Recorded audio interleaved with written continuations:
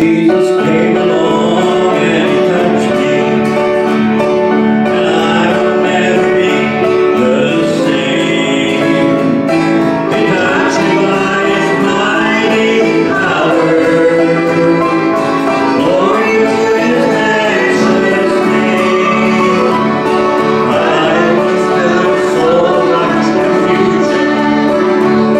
I was lost with passion.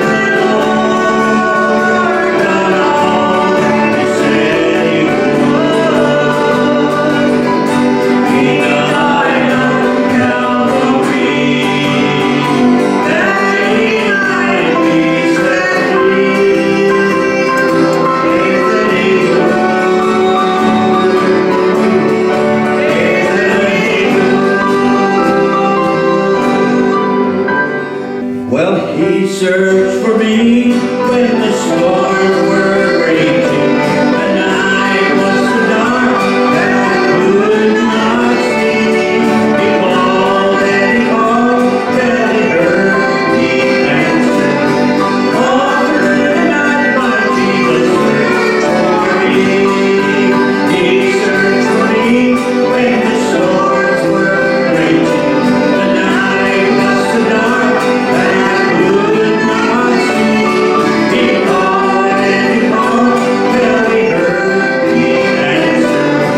All through the night my Jesus searched for me. He searched for me when the storms were raging. The night was so dark that I could not see. He called and he called till he heard me answer. All through the night my Jesus searched for me. He searched for me when the storms were raging. The night was so dark that I could not see. He called and he called till he heard me answer. All through the night my Jesus searched for me. Oh, he searched for me when the storms were raging. The night was so dark that I could not see. He called and he called till he heard me answer. All through the night my Jesus searched for me. Oh, he searched for me when the storms were raging. The night was so dark that I could not see.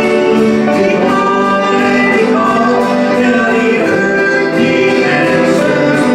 All through the night my Jesus searched for me. I've never walked on streets of gold, never seen the gates of pearl, never lived in a land where men will never die. But I felt my Savior's love when His Spirit touched mine, and I felt enough to know I want to go. I never walked on streets of gold, never seen the gates of pearl, never lived in a land where men will never die. But I felt my Savior's love when His Spirit touched mine, and I know enough to know I want to go. I've never walked on streets of gold, I've never seen the gates of pearl, never lived in a land where men will never die.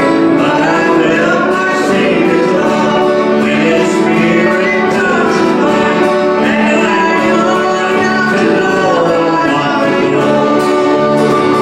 I've never walked on streets of gold, I've never seen the gates of pearl, never lived in a land where men will never die. But I felt my Savior's love when His Spirit touched mine, and I felt enough to know I want to go. Oh, I never walked on streets of gold, I've never seen the gates of pearl, never lived in a land where men will never die. But I felt my Savior's love when His Spirit touched mine, and I know enough to know I want to go. He brings peace like a river to my soul. When I say holy, holy, holy, I can feel the healing water round me flow.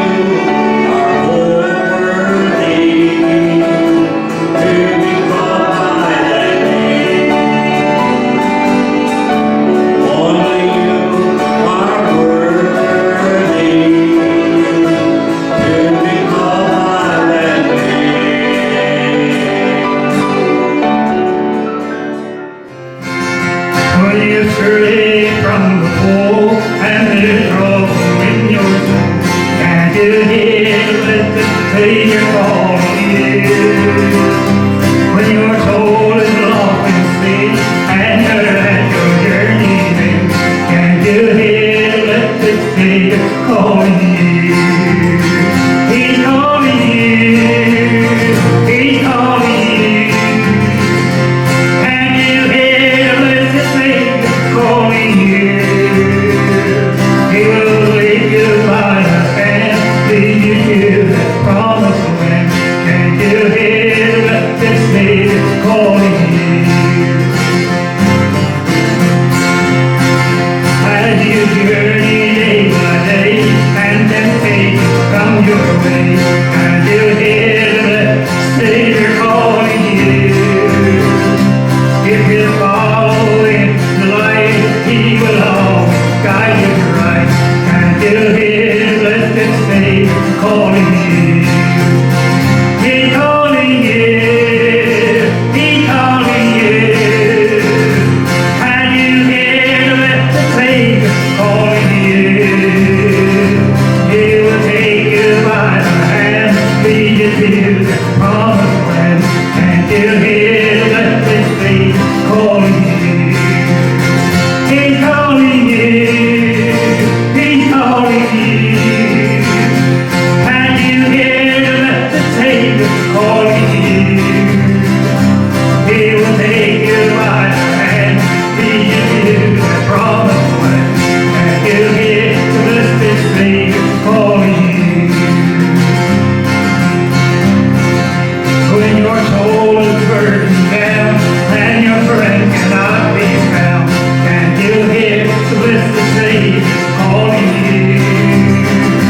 If you follow Him each day, He will brighten up your way. Can you hear the blessed Savior calling you? He's calling you. He's calling you. And you hear the blessed Savior calling you. He will take you by the hand, lead you to the promised land. Can you hear the blessed Savior calling you? He's calling you. He's calling you. And you hear the blessed Savior calling you. He will take you by the hand, lead you to the promised land. And you hear the blessed Savior calling you.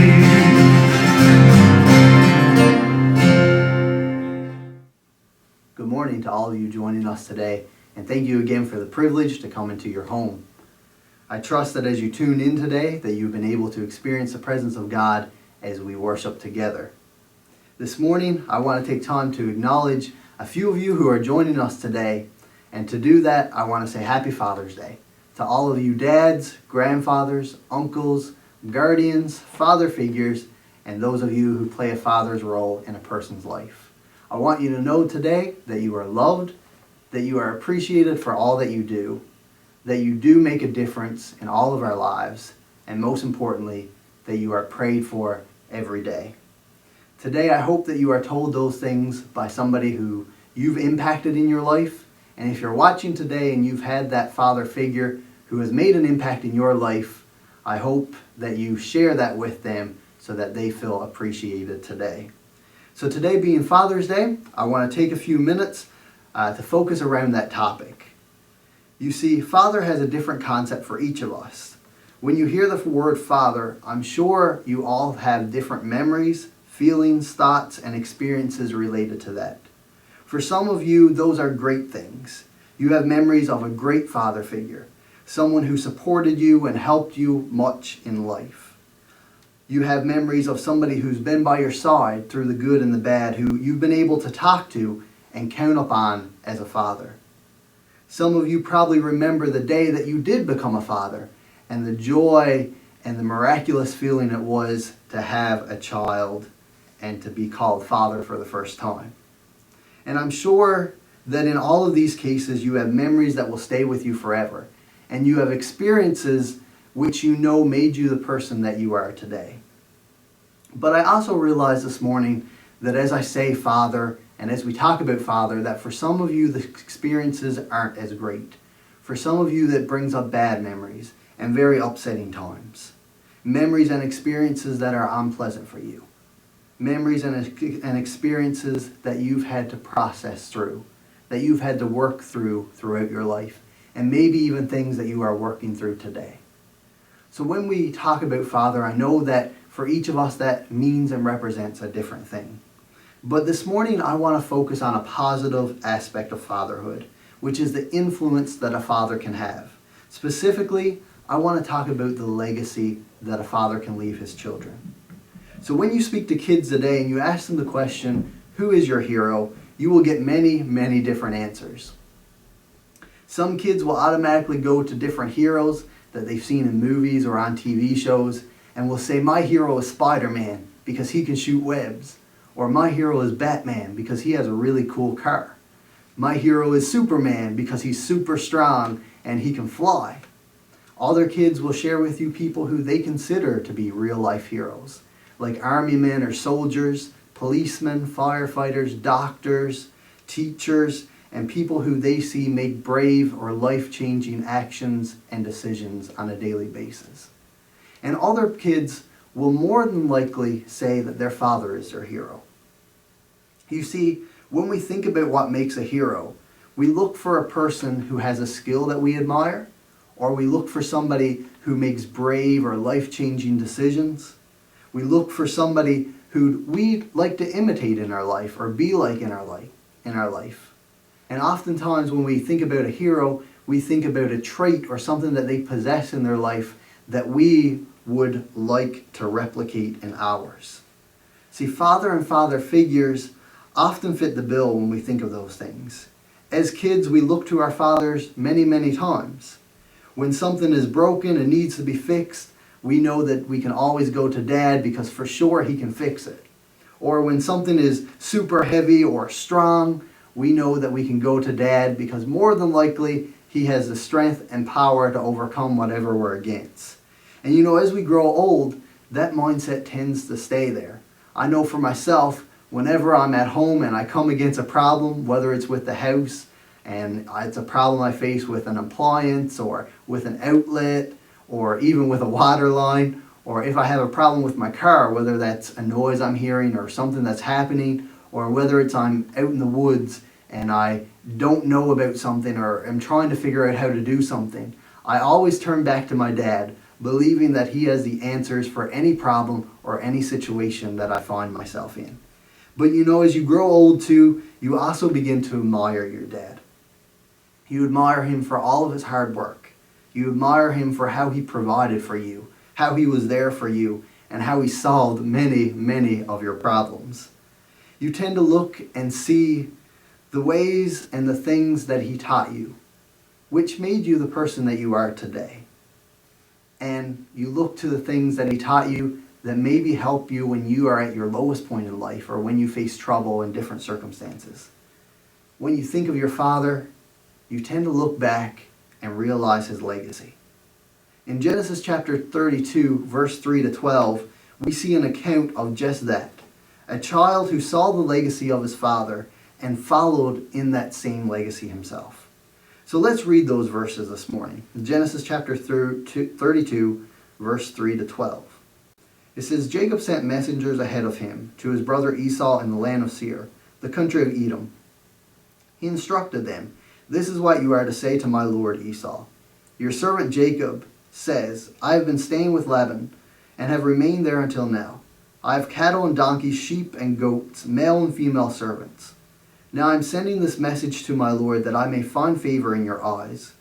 When the messengers returned to Jacob, they said, we went to your brother Esau, and now he is coming to meet you, and 400 men are with him. In great fear and distress, Jacob divided the people who were with him into 2 groups, and the flocks and herds and camels as well. He thought, if Esau comes and attacks one group, the group that is left may escape. Then Jacob prayed, O God of my grandfather Abraham, God of my father Isaac, Lord, you who said to me, go back to your country and your relatives, and I will make you prosper. I am unworthy of all the kindness and faithfulness you have shown your servant. I had only my staff when I crossed this Jordan, but now I have become two camps. Save me, I pray, from the hand of my brother Esau, for I am afraid that he will come and attack me, and also the mothers with their children. But you have said, I will surely make you prosper, and will make your descendants like the sand of the sea, which cannot be counted. So this morning, I want to share with you the most important legacy that you can leave for your children. And that is a legacy of dependence and trust in God. See, Jacob and Esau were not the best of brothers. And if you have a brother or sister, or you are the parent of siblings, then you know that sometimes brothers and sisters or siblings doesn't get along. So they had a very rocky and a very rough relationship because of situations that occurred in their life. First, as they grew up, Jacob tricked Esau out of his birthright. So after a long day of hunting with no result, Esau comes back to find Jacob had cooked a meal. He asks Jacob for some of the food because he is famished at this point and feels like he is at the point where he may die. But Jacob says that he will only give him some food if he is willing to sell him his birthright. Now in their day, a birthright was an important and valuable thing. It was the means of which the eldest son had the greatest authority within the family under that of the father. It meant that in the father's absence, the oldest son would assume his authority and his responsibility. It was also the means in which they would receive an inheritance from their father in his passing. So by Jacob wanting Esau's birthright in that moment, it meant that he wanted to rank over his brother. That even though he was younger, he still wanted more authority and more power than his brother. So Esau, being in the moment and being at a point of weakness, agrees to the demands of Jacob. However, once he's recovered and he feels better, he begins to despise his brother for deceiving him at that moment.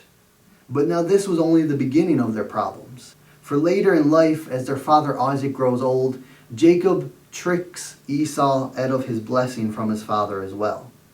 His father, upon growing old, calls Esau into his room and tells him a few instructions to do so that he can come back and receive his blessing. Esau goes to do what his father had asked, and while he is gone, Jacob and his mother come up with a plan so that Jacob can go in, deceive his father, and receive the blessing that is meant for Esau. So they carry out this plan, and Jacob cooks a meal, brings to his father, and receives the blessing that was meant for Esau.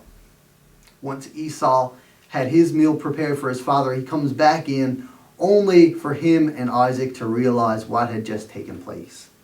When this happens, Esau is reminded of how Jacob had tricked him earlier in his life, taking his birthright.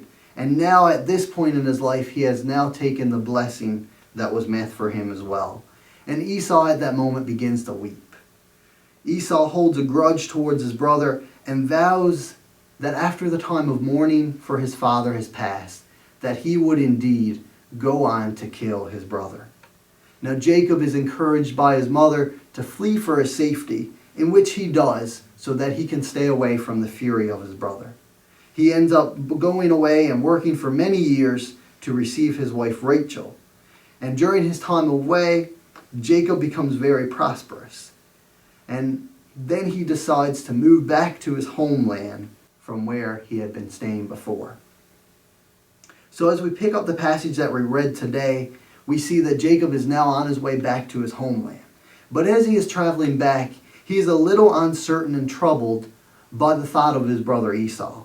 He is wondering if Esau is still furious at him, still wanting to kill him at this point.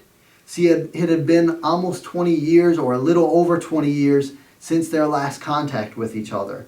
But Jacob realizes that while time passes, other times time makes things more serious. It aggravates situations and causes more strife. So upon the assumption that his brother has still been holding this grudge for over 20 years, he figures that maybe the grudge is intensified and that his brother still wants to kill him. And so Jacob, upon this assumption, sends ahead of him some messengers to try and smooth over the situation with his brother. And this is what verse 4 to 5 tells us if we read it again. It says, he instructed them, "This is what you are to say to my lord Esau. Your servant Jacob says, I have been staying with Laban and have remained there till now. I have cattle, donkeys, sheep, and goats, male and female servants. Now I am sending this message to my lord that I may find favor in your eyes." See, Jacob wants to make clear with his brother from the beginning that his reason for being away so long is that he was staying with Laban and he had to remain there until now. Now, he doesn't include in this message to his brother his reason for leaving in the first place, so that he didn't stir up past feelings or past emotions and make the grudge and the anger there between him and his brother greater. But he only focuses on his reason for staying away this long. He says that he was there with Laban and he had to remain there until this time. Jacob then goes to list off all of his possessions, giving enough detail to intrigue his brother and let him know that he has become a little bit prosperous, but not enough detail to tie his own hand in case Esau should come after him. So he sort of makes this suggestion to Esau as a sort of saying that all of this that I possess is rightfully yours for the taking, if you so choose to do so. But instead, he was looking to find favor in Esau's eyes. He was hoping that his brother would come towards him in prosperity and with goodwill and right the wrong that had been done.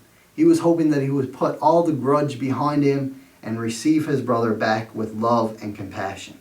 So really, this message that Jacob was sending was sort of an apology to his brother, hoping that his brother would now receive him with kindness and generosity. So as we continue in the passage, it tells us that the messengers returned back to Jacob with the news about his brother. And they said his brother is now coming to meet him, but along with his brother is 400 men. Now there is no indication from the messengers whether Esau took the news well and was coming in good spirits to see his brother, or whether he was coming still with this grudge against him, ready to kill and to conquer. So Jacob, perhaps jumping to conclusion, he figures that this is a search and destroy mission by his brother. So he has to quickly come up with a plan.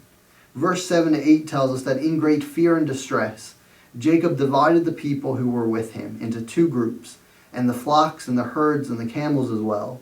He thought if Esau comes and attacks one group, that the group that is left may escape. See, Jacob's plan is one that he thinks is the best chance of survival.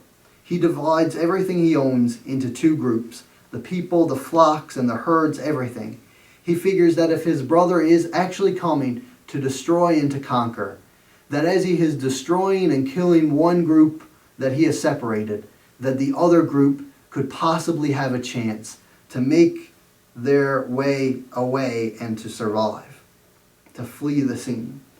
It was really the only thing that he knew that he could do in this situation. But this morning, I don't want to focus on that part of the story, but I want to focus on what happens next, what Jacob does next. You see, he has found himself in a very dark time, a very dark place, a place where worry, fear, and uncertainty surrounds him. The Bible tells us that he was in great fear and was in distress during this time. So he could be up against a situation where he may lose everything, including his life. And when he finds himself in this position, when he finds himself in the lowest point that he's been, a point where he is unsure of what to do or what will happen, take notice of what happens. Where does he turn back to? Jacob looks back to the legacy that his father had left him, and he turns back to depend upon the God of his father. Verse 9 to 12, I want to read those again. It says, "Then Jacob prayed, O God of my grandfather Abraham, O God of my father Isaac, Lord, you who have said to me, go back to your country and your relatives, and I will make you prosper. I am unworthy of all the kindness and faithfulness that you have shown your servant. I had only my staff when I crossed the Jordan, but now I have become two camps. Save me, I pray, from the hand of my brother Esau, for I am afraid that he will come and attack me, and also the mothers with their children. But you have said, I will surely make you prosper, and your descendants will be like the sand of the sea, which cannot be counted." See, Jacob all throughout his life had the privilege of watching his father's dependence and trust in God. No doubt he knew that for 20 years his mother remained childless, but upon his father's dependence and prayer to God that himself and Esau was born. No doubt he watched as his father depended upon God his entire life and trusted God for their provisions and his direction each and every day. No doubt he saw and experienced and witnessed as famine came to the land that they lived. And God directed his father to stay where he would have him and that he would bless him. And you know, that's exactly what his father did. His father followed the directions of God, stayed in the land that God had told him to stay, and his crops produced great harvests, and he became a very wealthy man. So Jacob watched as his father faithfully obeyed God, and then how God faithfully provided and did everything that he said he would do. So Jacob knew that now, in his time of chaos, in his time of trouble, whom he had to go to. Jacob knew now that in his time of extreme uncertainty, that there was a God he could depend upon. Jacob saw the legacy that his father had left him, and he too recognized the importance of depending on God in this situation. The Bible tells us that Jacob then turned to God in prayer, and he looked to the God of his father. He prayed to the God of his grandfather Abraham and his father Isaac. See, he knew that the same God that his father had served all of his life, that the same God his father had trusted in and believed in, that the same God his father had trusted all of his life, that the same God that his father had proven to be true and to be real over and over, and the same God who was faithful to his family in the past as they followed his directions, the same God that had been faithful to his father would now, in this situation of his life, be faithful to him in his obedience. See, he was willing to do the thing that he knew his father did most. He was willing to now depend upon God in this situation. To depend upon God even though he didn't know what the outcome would be. To trust God even though there was so much uncertainty. He prays to God for his direction here. He reminds God of what he had promised him, saying that, God, I'm following your directions. You told me to come back to my homeland and that I would be prosperous. So he is trusting that in this situation, as he had followed God's directions, that God would indeed show up in this situation and honor the promise he had given him. He knew that he was very much unworthy of anything that God would do for him. You see, as Jacob prays, he doesn't pray with an attitude of arrogance. He doesn't feel like he deserves everything that God has given him up to this point. But instead, he comes to God in humility. No doubt a trait that he learned from his very own father. He approaches God saying, God, I am so unwilling of everything that you have blessed me with, of every way that I am prosperous. But in saying that, he hopes that God will continue to be faithful and that God will not take away everything that he has blessed him with in this one moment by a massacre by his brother. Instead, he pleads to God. And he pleads that his brother will come to him not out of vengeance, not out of a grudge, not wanting to kill him, but instead that his brother will meet him with kindness and forgiveness. He pleads that God will turn this situation into something that is good. He pleads that God will take this uncertainty that he finds himself in and will comfort him in his fear and in his distress, and instead will work it out for his good. And then as he ends his prayer, he goes back to the one thing that gives him comfort in the situation. He goes back to restate God's promise to him for prosperity and descendants. In a way, displaying that just as God was faithful to his father in the past, just as his father depended upon God and God met what he had told him he would do, at this moment, he is holding to that promise, saying, God, here's what you promised me, and I'm depending upon you in this situation, no matter how it turns out, no matter the uncertainty, trusting that you will be faithful to me, just as you were with my father. You see, in Jacob's worst day, he was able to look back and see the legacy that his father had left for him, knowing exactly how to proceed through his time of chaos. when it seemed like there was no hope for him, when it seemed like all was lost, when it seemed like this was the end, Jacob followed in his father's footsteps, and he went to God, depending upon him, trusting in him, and finding comfort in his faithfulness. See, Isaac exampled for his kids exactly what reliance and dependence on God looked like. He exampled true trust in God, no matter the circumstances. He exampled humility towards God in every situation, knowing that God's way and God's path was always best.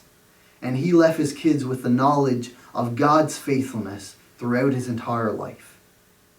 And that legacy was exactly what was able to get Jacob through his time of crisis. And so this morning the question comes to us, to you fathers, to you father figures. Are you willing to make a legacy of dependence and trust in God for your children? When your children find themselves needing to follow in your footsteps, to get them through different times, situations, events, decisions, and problems in their life, will those footsteps lead them back to God? You see, our legacy will always be defined on what we give most value to. It will always be defined by what we do on our best days, but most importantly, what we do in our worst days. It will be defined by our actions, our thoughts, and most importantly, by our character. So let us take the example of Isaac this morning. Let us, throughout our life, example to our children and to the people who look up to us what a dependence and trust in God looks like. Let us example firm trust in our God and in his power. Let us example what it means to live humbly before God. So today I encourage all of you listening to leave a legacy of faith and trust in God to your children, which is something that will always be of value to them, which is something that will never fail them. Thank you to all the fathers who have exampled what it means to serve God and depend upon him and trust him. You know, sometimes you think that your example is not being followed, that it is not working, but trust me, your example matters. Your example does make a difference, and your legacy will always be something that is looked to. Can I pray with you this morning? God, we just bow before you to thank you for this day. God, thank you for all the fathers who are watching this morning. God, I pray that as they listen to this message, Lord, that they will just be encouraged. That they will be encouraged in their faith and in their life. God, to live lives that are devoted to you. God, to live lives of dependence and trust in you. God, I pray that you will encourage them this morning to know that they have impacted others. That they have made a difference. And that they are appreciated this morning. So God, I just pray that you will strengthen them, that you will encourage them, and you will uplift them, God. And God, I just pray that their example will be things that will stand out. God, so that people can look at them and follow in their footsteps. So God, I just pray for all the fathers now, Lord, that you will be around and about them, that you will help them and guide them, and that you will direct them, Lord. God, I pray this on and through your name. Amen. God bless you, and happy Father's Day.